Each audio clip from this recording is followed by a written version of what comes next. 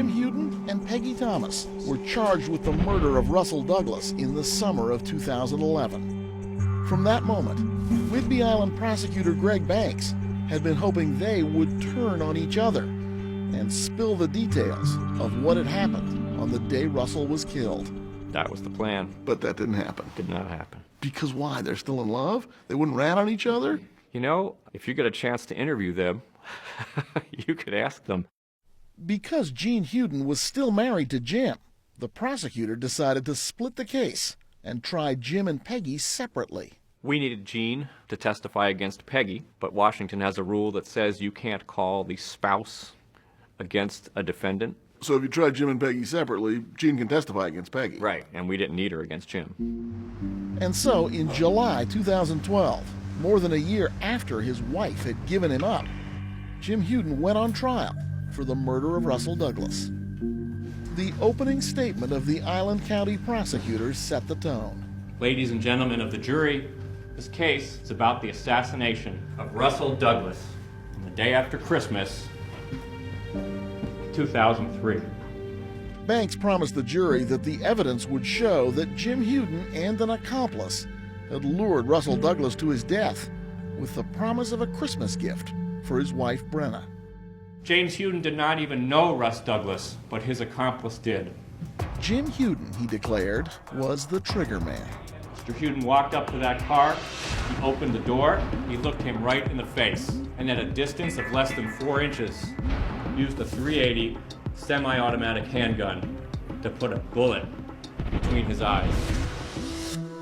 The prosecutor began by calling the one person that police still believed knew more about this case than she was saying. The state calls Brenna Douglas. Brenna Douglas, the dead man's widow. On the stand, Brenna identified a picture of Peggy Thomas and said they used to cut hair together. In 2003, she said, she rented a house from Peggy. Did you two become close?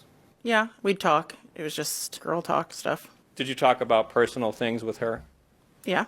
According to Brenna, her rocky marriage to Russell Douglas was among the things she talked to Peggy Thomas about. He had a lot of issues, throwing furniture around and different things, and how he treated the kids and I, it just wasn't okay. When you and Russ went through a separation, is that the sort of thing you might have talked to Peggy about? Yeah, that I talked to most people about probably too much. And why do you say that you talk to most people too much? Are you a person who likes to share? I just chat. Brenna, do you know James Huden? I've met him, yes. And how is it that you met Mr. Huden? Through Peggy. It was on that connection to Huden and those woman-to-woman conversations between Brenna and Peggy that the prosecutor based his theory of the murder. Brenna told Peggy her husband was violent. Peggy told Jim, and Jim pulled the trigger. The prosecutor explained why. Mr. Huden pulled the trigger on Russell Douglas as a way of exercising his own personal demons. That point was underscored when Huden's old bass player, Bill Hill, took the stand and told the court about the day Jim Huden shared his darkest secret. He says, I need to tell you about something that's on my mind. As Jim Huden clenched his teeth and stared daggers at his former close friend, Bill Hill continued. And he proceeded to tell me that my stepfather that used to beat me and beat my mother, and I always have hated that man, wanted to find somebody else that fit that M.O. And then he said that they did find a person that fit and said that they murdered him.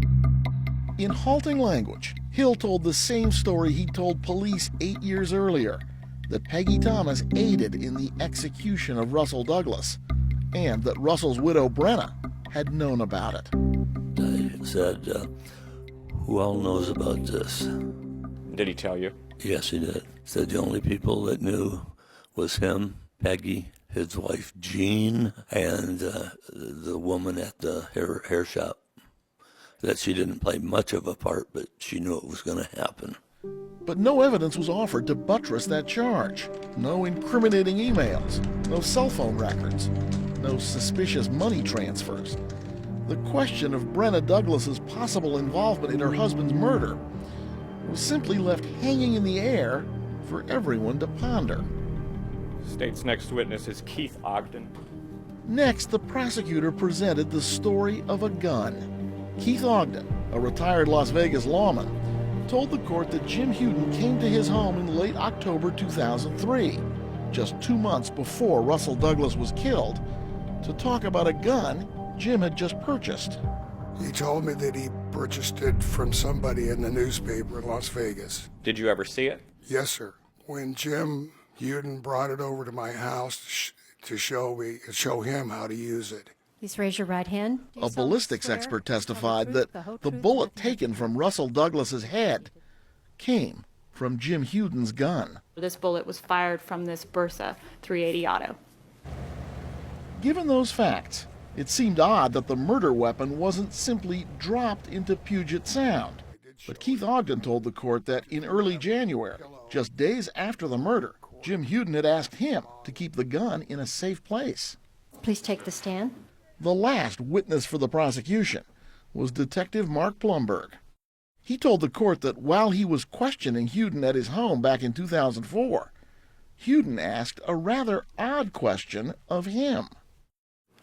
He said, "Is Peggy angry enough at me that she would implicate me in this?" Had you told Mr. Huden that Peggy Thomas had implicated him? I did not. I had not implicated Peggy Thomas, and I had not suggested that she had any knowledge or part in the crime. In closing, the prosecution played the videotaped statements Huden later made to Island County detectives down at the Punta Gorda police station. I'm a son of a bitch, but I'm no killer, but I'm a son of a bitch.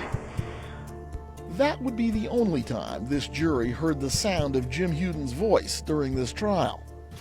Please give your attention to the opening statement of Mr. Montoya. Attorney Matt Montoya began his defense of Jim Huden Thank you, Your Honor. with a quote from the musical Counsel. Man of La Mancha. Ladies and gentlemen, facts are the enemy of truth. You heard right. He told the jury in a first-degree murder case that facts are the enemy of truth. Perhaps it's fitting that Montoya, who had just recently appeared in a local production of Man of La Mancha, quoted Don Quixote, who famously imagined windmills to be giants. From this witness stand, His defense of Jim Huden would also require a fair amount of imagination. not telling you that his side is wrong or my side is right.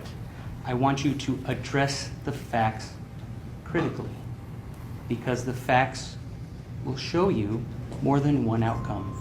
Among the possible conclusions that Montoya suggested might be drawn from the known facts in the case was that Russell Douglas had shot himself. Did anyone request that you test or preserve his hands for possible gunshot residue? No, we do preserve things for trace evidence, but that's why the sheet was used inside of the body bag. Okay, so no one tested his hands for gunshot residue? Not to my knowledge. A gotcha, perhaps. But no gun was found in the car, and the fatal bullet had been traced to a gun known to have belonged to Jim Huden.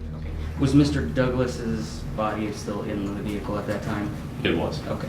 Next, Montoya suggested Russell Douglas was killed somewhere else, perhaps by someone other than Jim Huden, and then placed in the car at the crime scene. I'm not finding any blood of any sort. A blood spatter expert named Dr. John Nordby was called to testify in support of that theory. According to Dr. Nordby, the car's interior should have been covered in blood, if that was where Russell Douglas had been shot.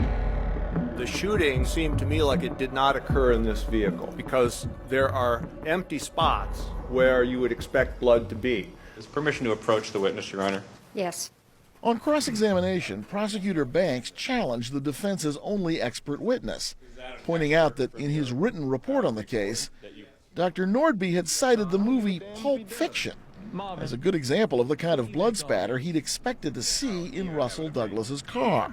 The two characters in the film were facing in front, and they actually got back spatter. The bullet went toward the back seat, but the spatter went toward the front. So that's the illustration I was meaning to convey. Okay. So you chose to rely on an illustration from a fictional movie produced in Hollywood to help describe this scenario. correct? I guess, sure. Mr. Young, please come forward. The final defense theory was that Jim Huden had an alibi. Ron Young, a childhood friend of Huden's, took the stand and told the court that Huden was at his home near Seattle. At the time, it's believed Russell Douglas was murdered. I did see him December 26th when he was stopping by on his way out of town. Do you recall what time that was? Sometime probably between noon and 1. Was he by himself? No, Who was with him? Peggy Thomas. With that, the defense rested, and the prosecutor offered no cross-examination. A month shy of his 59th birthday, Jim Huden was facing a minimum 25-year sentence if found guilty. But just before the jury began deliberations, Jim Huden's attorney reminded them one more time of those immortal words from the man of La Mancha. Ladies and gentlemen, when we started this trial, I told you facts are the enemy of truth. And I hope you wondered what that meant. You heard facts upon facts upon facts. I'm telling you there are other conclusions that can be made from that evidence. All right, thank you. Soon enough, Jim Huden and his attorney would find out if anyone on that jury had reached one of those alternate conclusions, and thus save him from having to spend the rest of his life in Prison Orange. Coming up, We, the jury. the verdict, and then the other moment everyone's been waiting for. Will Jim testify against Peggy? When Dateline continues.